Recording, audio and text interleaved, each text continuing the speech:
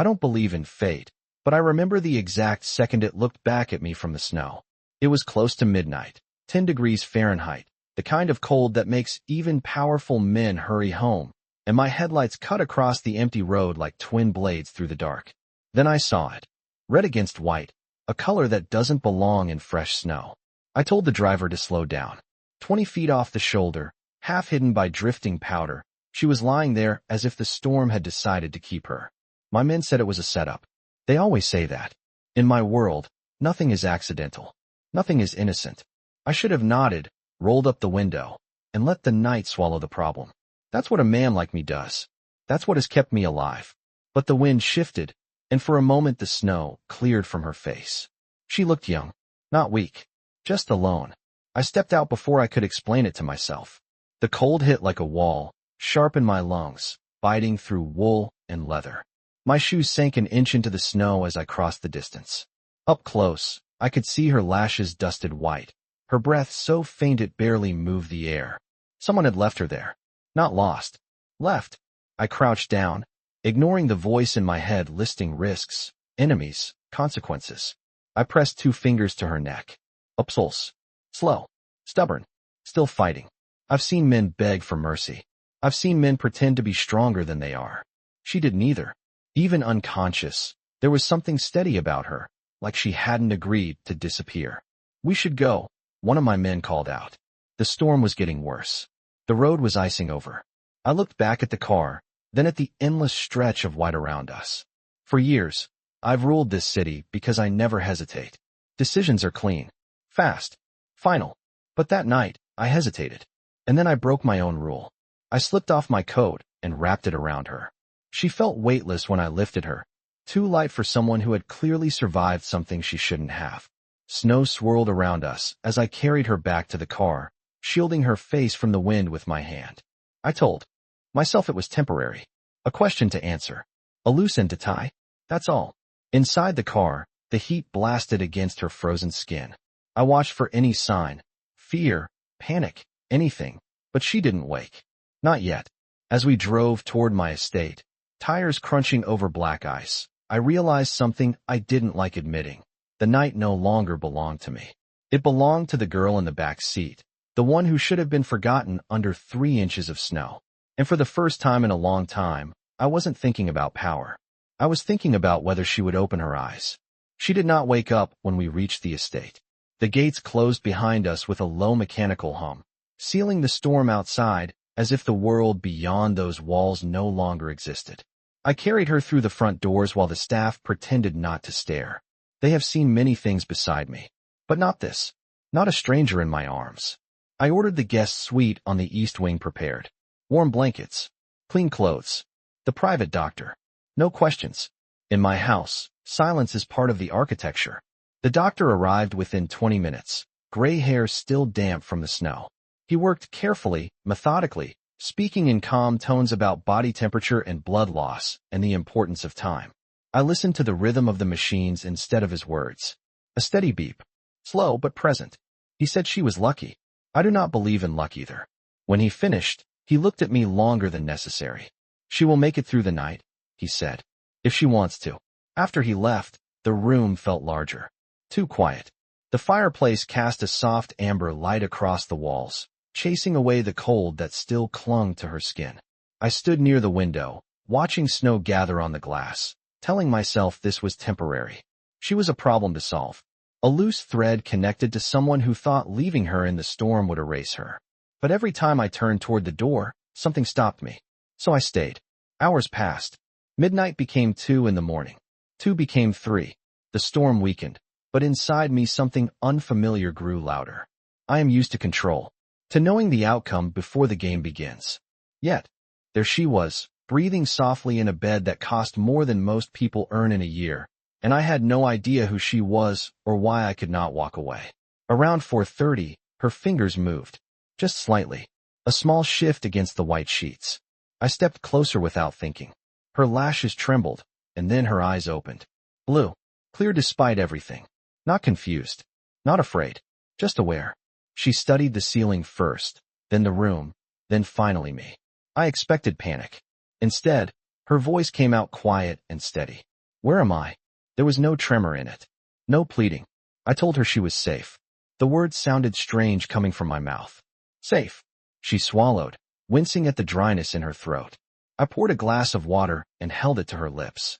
She accepted it without hesitation, as if she had already decided I was not her enemy. Most people take longer to make that choice. Why? She asked after a moment. One word. Direct. I could have said many things. That I needed answers. That she was connected to dangerous men. That it was strategic. Instead, I found myself telling the truth.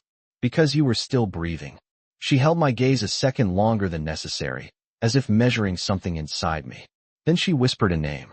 A name that did not belong in this room. A name tied to a rival who has spent years trying to break my empire. The sound of it settled in the air between us like a warning. And for the first time that night, I understood this was not an accident. She was not just someone left in the snow. She was the beginning of a choice that could change everything. The moment she said his name, the air in the room changed. Not louder, not colder, just heavier. I did not react the way most men would. I did not raise my voice. I did not ask questions. I simply watched her. How do you know that name? I asked, keeping my tone even. She studied me like she was deciding how much truth I deserved. Morning light was beginning to slip through the tall windows, turning the snow outside into a field of pale gold. She looked small in that bed, but her eyes did not look small. They were steady. I worked for him, she said quietly. Not fear, not loyalty, just fact. My jaw tightened, but I kept my posture relaxed. I have built an empire on reading silence.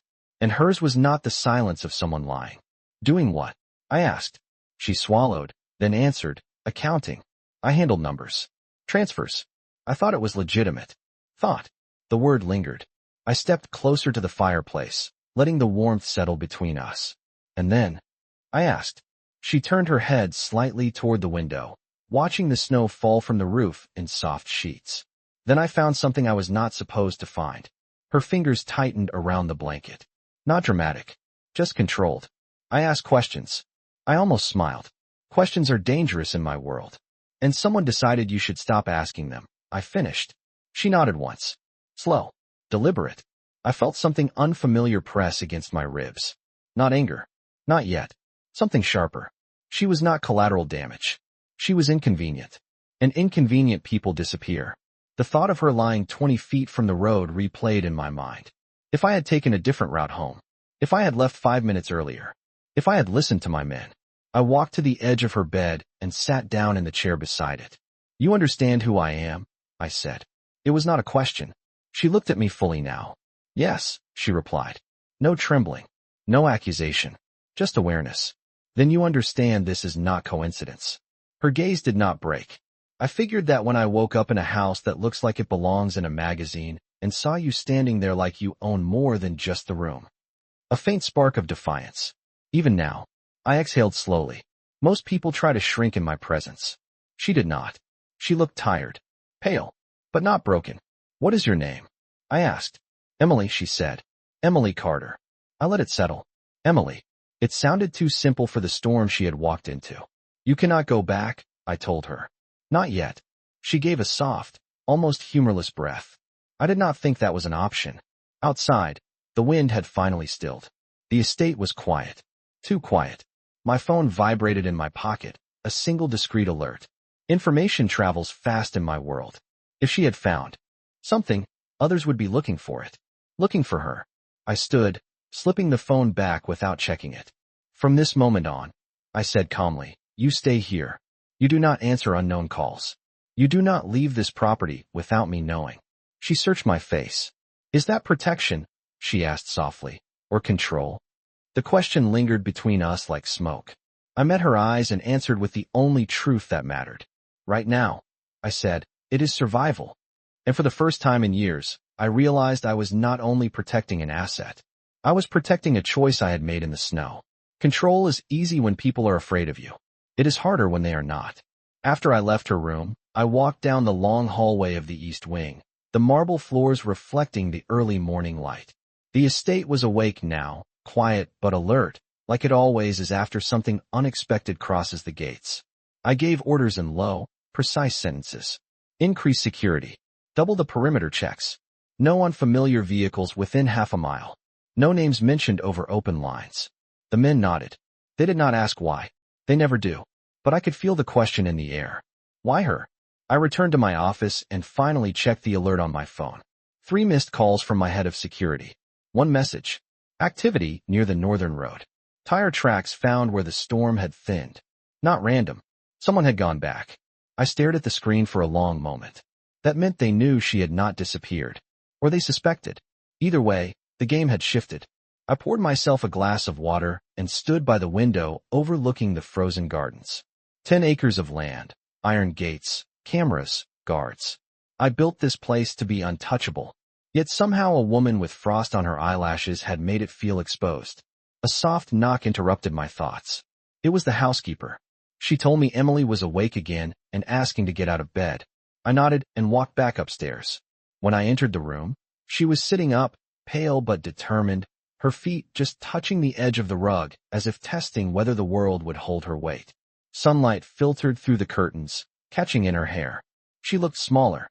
In daylight. More human. You should be resting, I said. She glanced at me, then at the window.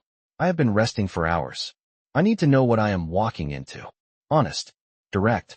I respected that. I crossed the room slowly. You are walking into a conflict that existed long before you, I told her. And now you are connected to it whether you like it or not. She absorbed that without flinching.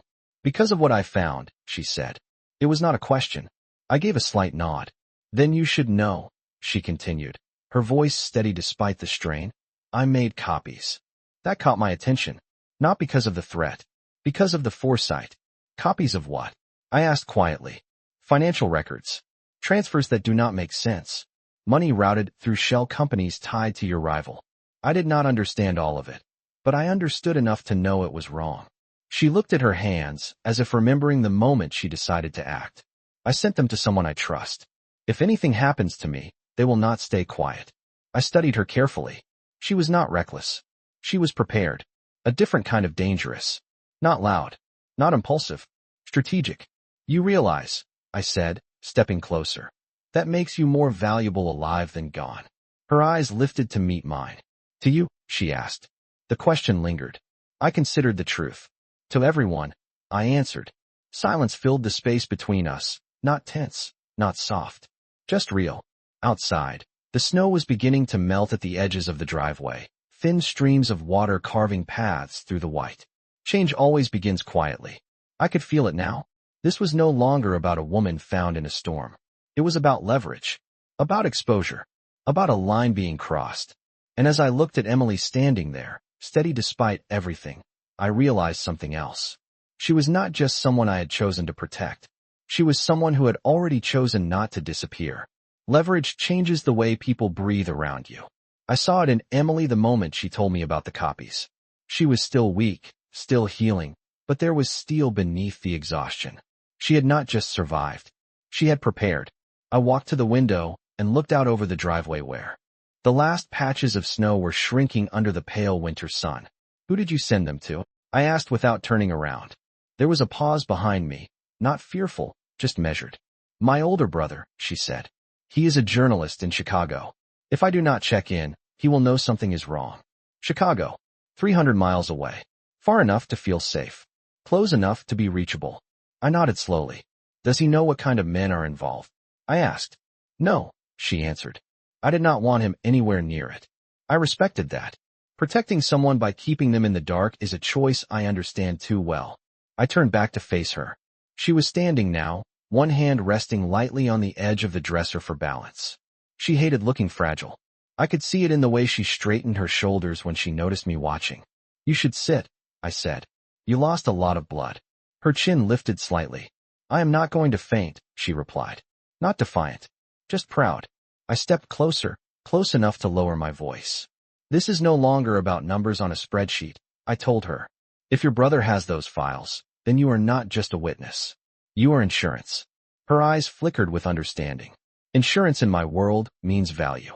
It also means risk. My phone vibrated again. This time I answered. A short report. Increased chatter. Questions being asked about a missing employee. No confirmation, but enough to suggest they were searching carefully. I ended the call, and slipped the phone back into my pocket. "They are looking," I said simply. She absorbed that without panic. "I figured they would," she replied. There was something about the way she spoke that unsettled me. Most people in danger want reassurance. She wanted clarity. "You said I am valuable alive," she continued. "So what does that make me here?" I held her gaze. "Untouchable," I said. The word landed between us with weight. Not ownership. Not possession. A boundary. She studied my face as if testing whether I meant it. I did. Outside, one of my security vehicles rolled slowly past the front gate, tires crunching over melting ice. Everything was tightening. The perimeter. The silence. The strategy forming in my mind. I had spent years building power by eliminating uncertainty. Yet Emily represented something different. Not chaos. Not weakness. A shift. If her information was real, it could expose financial routes my rival had hidden for years. It could weaken him without a single public move. I stepped back, giving her space but not distance. "You will stay in the East Wing," I said calmly. "You will recover. And when you are strong enough, you will show me exactly what you found." She nodded once. Agreement, not submission. As I walked toward the door, she called my name softly. I paused. "Thank you," she said. 2 simple words. No fear in them. Just sincerity. I did not answer right away. Gratitude is not something I am used to hearing without a price attached. I gave her a small nod and left the room, closing the door quietly behind me. For the first time in a long time, I was not preparing for war. I was preparing for revelation. And the difference between the two is smaller than most people think. Revelation does not arrive with noise. It arrives with patterns. 2 days after the storm, Emily was strong enough to walk the length of the East Wing without holding onto the wall. The color had returned to her face, faint but steady, like sunrise after a long night. I had a secure laptop brought to the sitting room overlooking the back gardens. Floor-to-ceiling windows. 10 acres of controlled silence. She sat across from me at a long oak table, a blanket still draped over her shoulders even though the room was warm. Not because she was cold, because recovery takes time. "Show me," I said. She connected to an encrypted drive with careful hands. No hesitation. No dramatics. Just focus. Lines of numbers filled the screen. Dates. Transfers. Shell companies layered over one another like mirrors reflecting mirrors. To most people it would look like noise. To me, it looked like architecture. Hidden routes designed to move money without leaving fingerprints. "Here," she said softly, pointing to a cluster of transactions spaced exactly 30 days apart. "They are too precise. Too consistent." I leaned forward, elbows on the table. She was right. The pattern was clean. Too clean.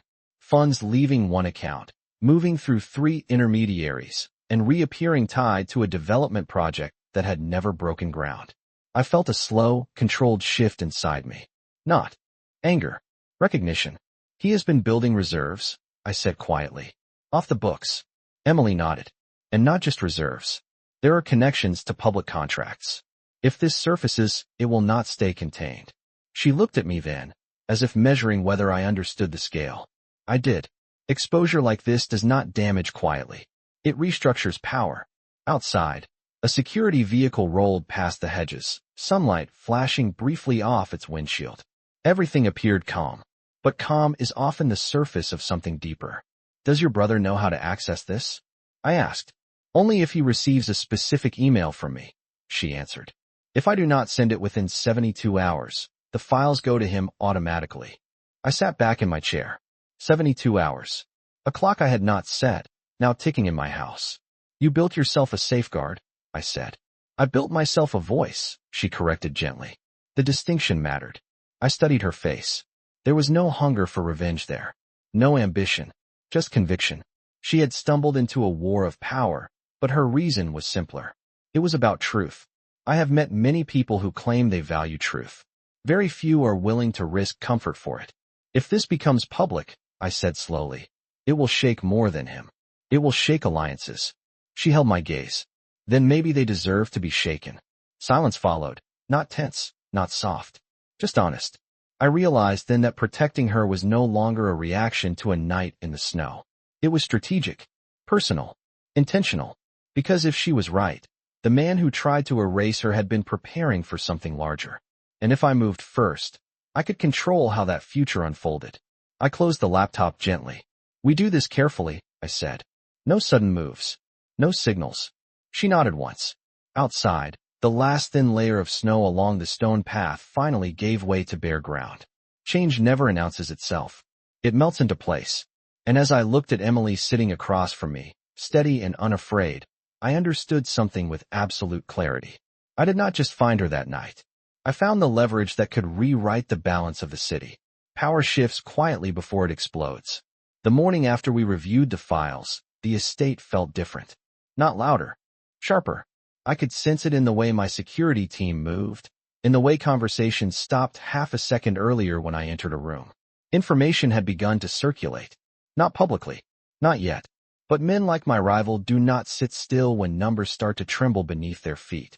I was in my office when the first signal arrived. Not a threat. Not a message. A withdrawal. One of the shell companies Emily identified had begun liquidating assets ahead of schedule. Too fast. Too clean. He knew something was wrong. I stood from my desk and walked to the window overlooking the iron gates. A black sedan idled briefly across the road before continuing on. Maybe coincidence. Maybe not. In my world, coincidence is a luxury. I called for a perimeter sweep. Calm instructions. Controlled tone. No panic. Panic spreads faster than truth. When I entered the east wing, Emily was by the window, watching the long driveway, as if she could feel the tension too. She turned when she heard my steps. Something changed, she said. Not asking. Knowing. I admired that about her. He is adjusting, I replied. Moving pieces. She crossed her arms lightly, steady on her feet now without the blanket. Stronger each day. Because of me, she said. I did not soften the truth. Because of what you found. Silence stretched between us. Not fragile, but deliberate. Outside, two of my men repositioned near the front entrance. Subtle. Intentional. I stepped closer. From this moment on, you do not leave my sight without security, I said. She held my gaze. I thought I was already untouchable. There was no sarcasm in her voice. Only a reminder. I nodded slightly. Untouchable does not mean unobserved. Her expression shifted, not fear, but understanding of scale. If he feels cornered, she said quietly, he will try to regain control. I almost smiled. That is exactly what I am counting on. She studied me for a long second. You are not just protecting me, she said. You are baiting him. The word hung in the air. Bait implies vulnerability. Exposure. I did not look away. I am giving him the illusion of advantage, I corrected calmly. There is a difference. Her eyes searched mine as if deciding whether to trust that distinction. The estate phone rang downstairs. A secure line. Rarely used. I answered it myself. A familiar voice on the other end. Polite. Smooth. Asking indirect questions about my recent movements, about the weather, about whether I had encountered anything unusual on the northern road 2 nights ago. I responded with equal calm. No confirmation. No denial. Just controlled ambiguity. When I ended the call, the air in the room felt charged. He knew. Not everything. But enough. Emily watched me closely. That was him, she said. I nodded once. He wants to see how much I know. She stepped closer, her voice steady. And how much you care. The observation landed deeper than I expected. Caring is a liability in my world.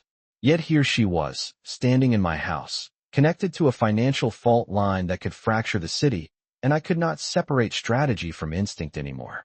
I moved to the window beside her. Beyond the gates, the road stretched quiet under pale winter light. Let him watch, I said softly.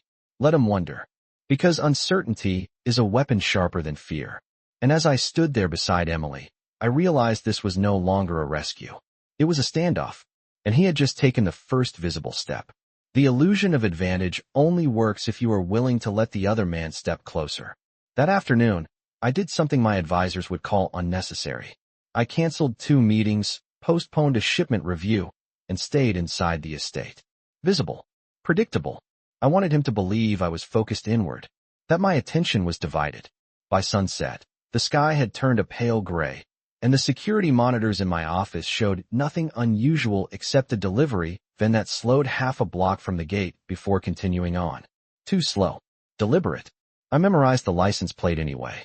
When I returned to the East Wing, Emily was seated at the long table again, reviewing the files with a precision that impressed me more each hour.